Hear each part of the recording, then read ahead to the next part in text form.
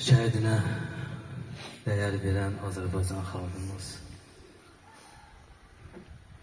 Allah şəhidlərimizə böyük mükafat verib, öz adından bir ad verib, şəhid adı verib. Eyni zamanda şəhid ailələrinə də dəyər verib, onlar da şəhid atası, şəhid anası adlandırıb. Rəvayətdə qeyd olunur, Peyğəmbər səhabələrindən biri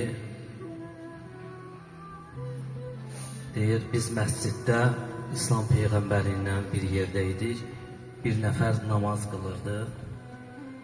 Namaz qıldıqdan sonra əlini açıb dua elədi, İlahi, mənə ən xeyirlisini ver. Həzrəti Peyğəmbər buyurdu, əgər onun duası qəbul olsa, Allah ona şəhidlik məqamı verəcək.